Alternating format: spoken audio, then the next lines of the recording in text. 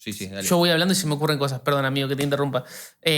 ¿Vos crees, como muchos sostienen, que hoy la iglesia está empezando a ser perseguida? O sea, en cuanto a lo social, viste que dicen que no, porque ahora hay movimientos más de izquierda o más discursos anticristianos y estamos empezando a vivir eso.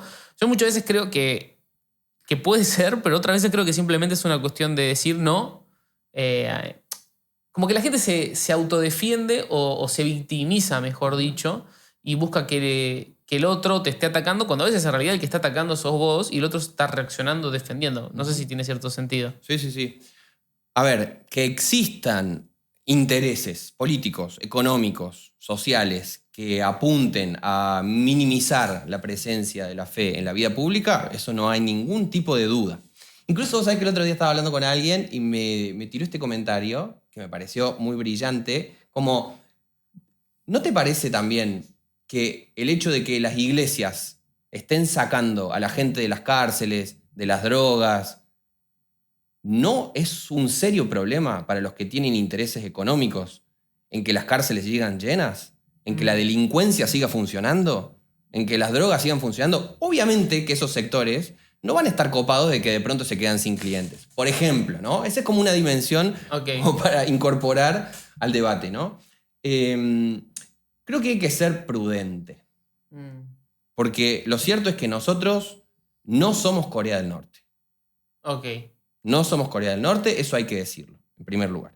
En segundo lugar, me parece muy importante mencionar que el hecho de ser perseguida, o lo que en la teología sería más bien identificarse con la cruz de Cristo, siempre ha sido una característica de la verdadera iglesia, ¿sí? La verdadera iglesia es una iglesia que se identifica con su Señor, lo cual implica, entre otras cosas, cargar la cruz y ser perseguida. Jesús mismo fue explícito al respecto de que hay de ustedes, si todos hablan bien de ustedes, ¿por qué? Porque eso hicieron también con los falsos profetas.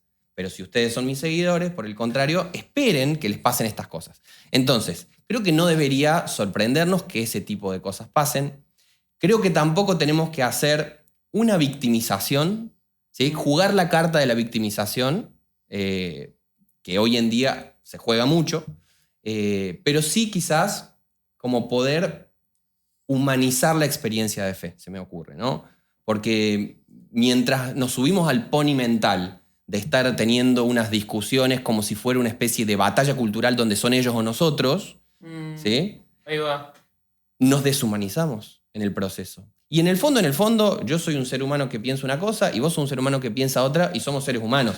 Hay una frase que no me acuerdo de quién es originalmente, pero yo la vi en una película de Godard que dice: a 50 metros, un hombre es un objetivo. A 20 metros es una persona. Uf. A 2 metros es un amigo, ¿sí? Entonces, creo que parte de los mecanismos hoy en día de construcción de poder es favorecer este tipo de grietas y de distanciamientos. Y, ojo, nosotros como creyentes, si nos vamos a prender en esta, en realidad estamos siendo remil funcionales, algo que nada tiene que ver con lo que Pablo llamaba el ministerio de la reconciliación. Es fuertísimo lo que estás diciendo y primero que nada me sorprende la capacidad que tenés de poner en palabras algo que creo que está en la realidad y que flota en el aire. O sea, es evidente que estamos siendo funcionales en muchas áreas, que estamos dando una batalla cultural que, como vos decís, está a 50 metros el objetivo, lo deshumanizamos y terminamos por diciendo que atacamos ideas y en realidad estamos atacando personas en muchas ocasiones. Y creo que esta dicotomía, no sé bien por qué todavía, no termino de entender si hay una influencia de redes sociales o no, pero aparece en absolutamente todos los ámbitos. Porque así como ahora está esta especie de espejo entre los cristianos y el mundo, lo secular y lo sagrado, también dentro del cristianismo hay una polarización resarpada. O sea, hay un ala muy dura, muy conservadora, y hay un ala que es muy progresista. Y en el medio estamos todos, ¿no? ¿Por qué sucede eso también mismo dentro de la iglesia? ¿Vos crees que tiene que ver con esto también del contexto cultural, de las redes y de las discusiones que hay? Hay un sociólogo de la religión chileno que se llama Christian Parker, que habla acerca de que Dice, los mismos clivajes, ese es el término que él usa, los mismos clivajes, la misma organización que uno encuentra por fuera de las iglesias en cuanto a el posicionamiento del mundo, formas de entender, paradigmas y demás, dice, algo similar se va a encontrar adentro. Se van a encontrar con categorías diferentes, ¿sí? Okay. Con una forma de nombrar las cosas diferentes, pero en el fondo, dice, el mismo tipo de posicionamientos y de clivajes políticos, podríamos decir, que se encuentra afuera de las iglesias, va a tener su réplica también al interior de las iglesias. ¿Por qué? Porque no somos de este mundo, pero estamos en el mundo, digamos. No somos ajenos, ¿sí? No es que de pronto porque entramos en las puertas de la iglesia se pierden este tipo de configuraciones sociales. Este tipo de configuración, ¿sí? Como fuertemente, tajantemente, de izquierda a derecha, conservador, progresista y todo este tipo de categorías, en algún punto iluminan, digamos, cómo suceden los debates sociales, pero creo que muchas veces se interponen en intentar entender qué es lo que realmente está queriendo decir la gente. Porque me parece que son como polos, ¿no? Como polos magnéticos. Claro. Entonces, si vos estás del centro un poquito más carga, al toque te terminás pegando y te convertís o en recontra remil conservador o en recontra remil progresista. Y en el fondo quizás no estabas intentando decir ninguna de las dos cosas o estabas intentando marcar un punto que en tu contexto te dabas cuenta que faltaba. Esto es mucho, ¿sí? Esto pasa todo el tiempo. Es un montón. Esto pasa todo el tiempo, ¿por qué? Porque siempre estamos buscando compensar. Es decir, si la gente mía a mi alrededor, todo el mundo está diciendo, che, qué bueno que está el dulce de leche, está buenísimo el dulce de leche, está buenísimo, yo me voy a hartar y voy a decir, no, loco, ¿sabes qué? Yo quiero mermelada. No, loco, es re fuerte lo que estás diciendo, pero es re fuerte, amigo. Y me siento... Es como que me siento muy identificado. O sea, a mí un montón de veces no es que me han tildado de progresista en las redes ni nada, pero sí en los círculos donde me manejo, que por ahí a veces hay cuestiones que, como decís, es dulce de leche, dulce de leche, dulce de leche. Digo, no, ¿por qué no es mermelada? Y es inconsciente. Sí. Es 100% inconsciente. Porque pero es un mecanismo de compensación. O sea, es un mecanismo psicológico que lo que está diciendo es, a ver, en mi percepción de la realidad me parece que falta algo y nadie más lo está diciendo. Entonces, claro, yo lo digo, ¿y qué es lo que suele pasar? Como tenemos ciertos círculos y ciertas formas, es muy natural que como los círculos se van retroalimentando en sí mismos y se va haciendo cada vez más grande el grito de dulce de leche, de pronto también se va radicalizando la postura de que no, es mermelada y en contra del dulce de leche porque el dulce de leche es todo lo que está mal en el mundo. Uf, tal cual, amigo. Pero, ojo, que todo este tipo de mecanismos, diría dos cosas. En primer lugar, que son fuertemente herederos de la cultura de los Estados Unidos de Norteamérica. Estados Unidos de Norteamérica. ¿Sí? ¿Por qué? Porque toda esta distinción entre liberales y conservadores es algo que surge en la cultura norteamericana a fines del siglo XIX, principios del siglo XX. Y nosotros venimos arrastrando de diferentes maneras eso, pasando también por el prisma de la lucha entre los republicanos y los demócratas, que en el fondo es otra vez lo mismo, y que después, cuando... A ver, nosotros estamos rechipeados con la Guerra Fría, digamos. La Guerra Fría, el mundo se divide en dos y vos estás del lado de uno o estás del lado del otro. Excepto por el general que planteó la tercera posición. Entonces, como muy chipeado que tenés que estar de un lado o del otro y como forma de comprender la realidad y que todavía nos queda como este posicionamiento, pero lo cierto es que la Guerra Fría terminó hace una banda. Terminó hace una banda y quizás estamos siendo de vuelta funcionales a replicar como un modelo que tiene que ver más bien con eso. Entonces, quizás yo diría moderación en primer lugar, intentar entender qué es lo que está queriendo decir el otro, ¿y qué es lo que está queriendo decir en el contexto inmediato en el que esa persona está hablando? Porque claro, eso también es un montón.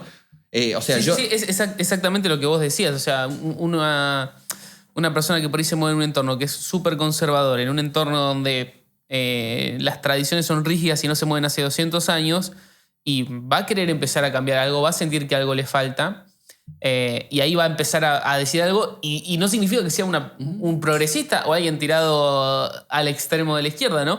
A mí me gusta mucho en matemática la distribución normal, la uso para explicar un millón de cosas, y yo creo que el mundo es así, o sea, es una panza así gigante que está un botón en el medio, un poquito de gente está en los extremos, pero por alguna razón son polos magnéticos que nos terminan tirando para cada lado. Y sí, como quizá agregando un elemento para pensar eso, si nosotros vamos a identificarnos como seguidores y seguidoras de Jesús, tenemos que tener muy en claro dónde está puesta la lealtad, ¿sí? Y eso creo que es el factor que siempre tiene que estar llamándonos la atención. Es decir, como es normal que en tiempos en los cuales se están pensando muchas cosas, hay muchos debates, hay mucha bronca dando vuelta de muchas maneras en la sociedad, pero poder siempre, en medio de todos esos debates, en todos esos desencuentros, en todos esos intereses de poder recordar el imperativo de que Cristo es el Señor y que esa lealtad absoluta del creyente a Cristo tiene que ser la clave a partir de la cual uno empieza a dar el diálogo. Hay un versículo fantástico en Hechos que después de que Pablo pasa a predicar en una ciudad, lo buscan, no me acuerdo en qué ciudad es, no me acuerdo si es en Tesalónica. Van a buscar a el grupo de creyentes que habían quedado ahí y los llevan ante las autoridades. Y la denuncia que les hacen es: estos acá vienen a alterar el mundo, dice, porque dicen que existe otro señor que no es el César. Y eso es una clave muy importante, en lo personal al menos, para entender el sentido del Evangelio.